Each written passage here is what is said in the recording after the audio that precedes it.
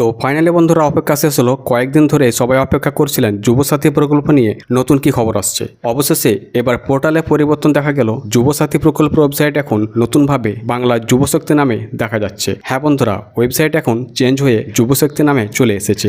আজকের ভিডিওতে আমরা জানবো পোর্টালে কি পরিবর্তন হয়েছে, নতুন আবেদন কবে থেকে শুরু, টাকা দেওয়ার আগে সরকার কি যাচাই করবে এবং বর্তমানে ভেতরে কি আপডেট পাওয়া যাচ্ছে। তাই ভিডিওটা শেষ পর্যন্ত অবশ্যই দেখবেন এবং বেশি বেশি করে শেয়ার করবেন যাতে সবাই খবরটি জানতে পারে। চলুন এবার পুরো বিষয়টা আপনাদেরকে প্রমাণ সহ দেখিয়ে দিচ্ছি।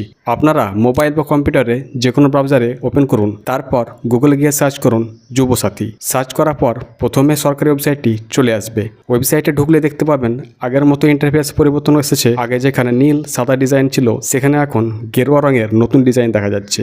উপরে গভর্নমেন্ট অফ ওয়েস্ট বেঙ্গল লেখা রয়েছে এবং wb.government.in ডোমেন দেখা যাচ্ছে, অর্থাৎ এটি সম্পূর্ণভাবে সরকারি ওয়েবসাইট। সবচেয়ে বড় পরিবর্তন হলো আগে যেখানে যুবসাথী লেখা ছিল এখন সেখানে বাংলা যুবশক্তি নামটি দেখা যাচ্ছে। এছাড়া department of youth service and sports government of West বেঙ্গলের নামও সেখানে দেওয়া রয়েছে। নিচে আগের মতো কয়েকটি অপশন রয়েছে: application submission, application status, public notice, ডিপার্টমেন্টের রিপোর্ট ইত্যাদি। তবে এখনও নতুন আবেদন চালু হয়নি। অ্যাপ্লিকেশন সাবমিশনে ক্লিক করলে আগের মতোই যুবসাথী প্রকল্পের তথ্যই দেখা যাচ্ছে, অর্থাৎ বর্তমানে শুধু নাম ও ডিজাইন পরিবর্তন করা হয়েছে। ভবিষ্যতে কোনো নতুন আবেদন শুরু হবে বা নতুন স্ট্যাটাস চেকের ব্যবস্থা চালু হবে তখন এই পোর্টালের সমস্ত আপডেট দেখা যাবে। নতুন নোটিশ এলে সেটা পাবলিক নোটিশ সেকশনে আপলোড করা হবে। এবার সবচেয়ে গুরুত্বপূর্ণ প্রশ্ন, যুবশক্তি প্রকল্পের টাকা কবে থেকে দেওয়া হবে? নতুন করে আবেদন করতে হবে কি? দেখুন, সরকার ভবিষ্যতে নতুন আবেদন নেওয়ার সুযোগ দিতে পারে, তবে যাদের আগের যুবসাথী প্রকল্পে আবেদন করা হয়েছে তাদের তথ্য আগে যাচাই করা হতে পারে বলে ভেতরের সূত্রে খবর পাওয়া যাচ্ছে। মানে আবেদনকারীর ভোটার কার্ড, আধার কার্ড, শিক্ষাগত নথি সহ অন্যান্য তথ্য মিলিয়ে দেখা হতে পারে। যারা সঠিক তথ্য দিয়েছেন এবং যোগ্য হবেন তাদেরকেই অগ্রাধিকার দেওয়া হতে পারে।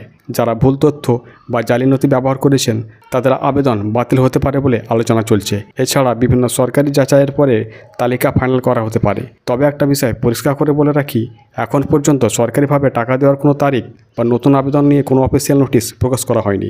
তাই সোশ্যাল মিডিয়ায় ছড়ানো যে কোনো খবর বিশ্বাস করার আগে অবশ্যই সরকারি আপডেট দেখবেন। পরবর্তীতে সরকারিভাবে কোনো নোটিশ বা আপডেট এলে আমরা আপনাদেরকে ভিডিওর মাধ্যমে সবার আগে জানিয়ে দেব।